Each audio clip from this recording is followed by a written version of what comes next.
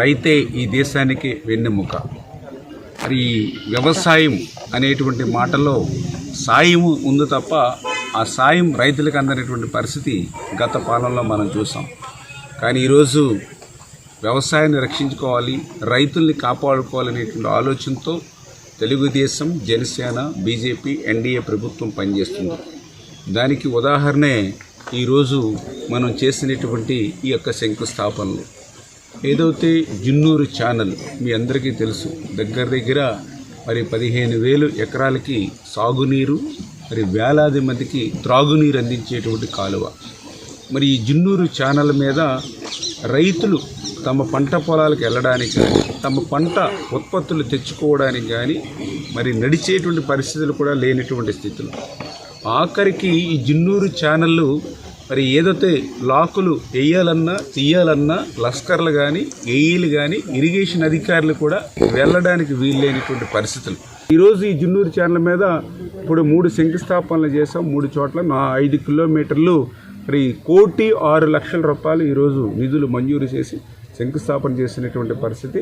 ఖచ్చితంగా రేపు రాబోయేటువంటి రోజుల్లో కూడా తెలుగుదేశం, జనసేన, బీజేపీ రైతుకు అండగా ఉంటామని చెప్పి తెలియజేసుకుంటూ, ఈ యొక్క వక్స్ బిల్ పట్ల జగన్మోహన్ రెడ్డి యొక్క డబుల్ స్టాండర్డ్ రాజకీయం ఏంటనేది ఈవేళ మరొక్కసారి ప్రజలందరికీ కూడా తేటతెల్లమైనటువంటి పరిస్థితి. ఇప్పటివరకు ఆయన డబుల్ స్టాండర్డ్ రాజకీయం మన ఆంధ్రప్రదేశ్ రాష్ట్రానికి కాదు, ఈ వక్స్ బిల్లు విషయంలో యావత్తు దేశానికే ఆయన డబుల్ స్టాండర్డ్ రాజకీయం అర్థమైనటువంటి పరిస్థితి. ఏదైతే ఎన్డీఏకి బలం ఉన్నటువంటి లోక్సభలోనేమో వ్యతిరేకిస్తాడు, ఏదైతే బిల్లుకు అత్యంత కీలకమైనటువంటి రాజ్యసభలోనేమో అదే బిల్లుకు అనుకూలంగా ఓటు వేసినటువంటి పరిస్థితి వైఎస్ఆర్. ఏదైతే విప్పు జారీ డ్రామా, అది కూడా ఓటు వేసిన తర్వాత వైసీపీ విప్పు జారీ చేయడం.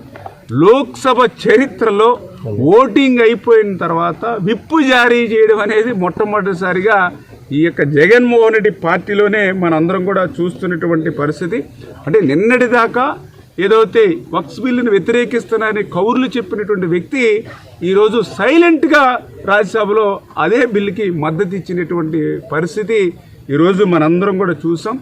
జగన్మోహన్ రెడ్డి ఆదేశాలతోటే మరి ఈరోజు ఆ వక్స్ బిల్కి ఆ రాజ్యసభలో మరి మద్దతు ఇచ్చినటువంటి పరిస్థితి చూసినటువంటి స్థితి. ఎస్, నీకు బిల్లులో ఏదైతే అనుకూలం కానీ లేకపోతే వ్యతిరేక ఓపెన్గా మీరు మాట్లాడండి. లేకపోతే దానికి ఏదన్నా తెలుగుదేశం పార్టీ కూడా కొన్ని సవరణలు ఏదైతే ముస్లిం సంఘాలు ఏదైతే చెప్పారో ఆ సవరణలు చేయమని కేంద్రానికి నివేదించాం. తెలుగుదేశం పార్టీ ఇచ్చిన సవరణల్ని కేంద్రం కూడా ఆమోదిస్తామని చెప్పి నిండు లోక్సభలో తెలియజేశారు.